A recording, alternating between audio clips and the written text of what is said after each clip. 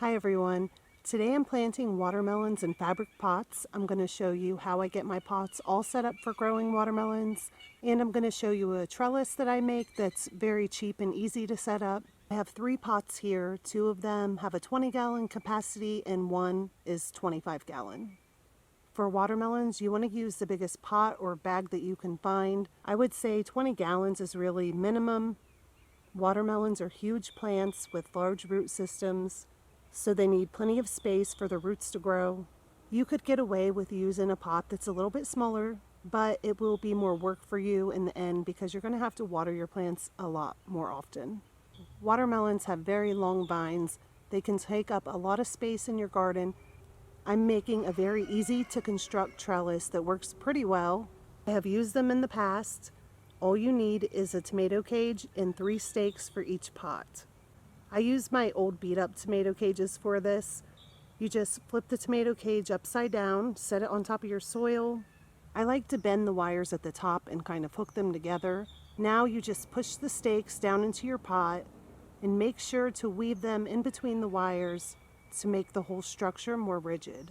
I don't use the tomato cages right side up in the pots because they stay kind of wobbly.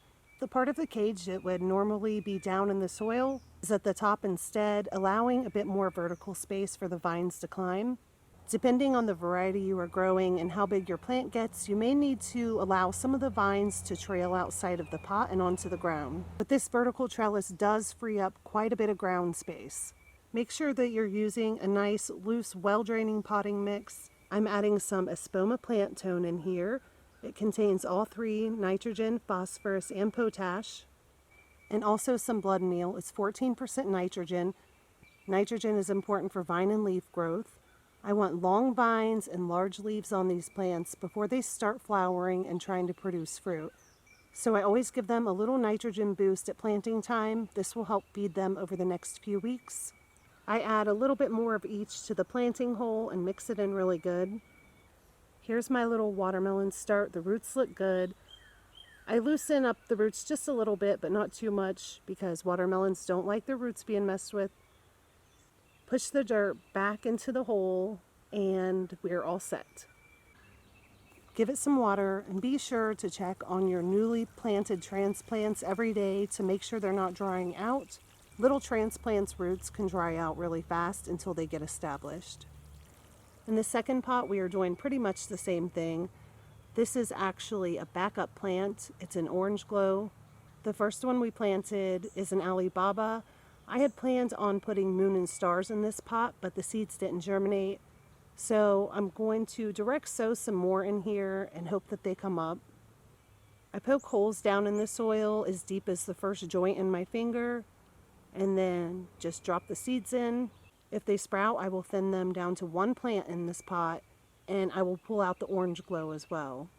If they don't sprout, I'll keep the orange glow, and I'll be glad that I planted it. In the third pot, I have 2 little seedlings growing. These were volunteers I dug out of the garden. Last year, I let a watermelon rot on the ground. I didn't see it until the foliage had died back. I grow several varieties every year, and watermelons cross-pollinate very easily. So it will be fun to see what these turn into. And again, I will thin the pot down to 1 plant after I decide which seedlings look the best. If you enjoyed the video, comment down below. Tell me about your watermelons, what varieties you're growing. Subscribe if you want to follow along the progress. I'm also growing watermelons in a raised bed. I have that first video posted already. After this video is posted, I'm going to be posting a video on how I grow watermelons directly in the ground. Thank you all so much for watching, and I'll talk to you next time. Bye.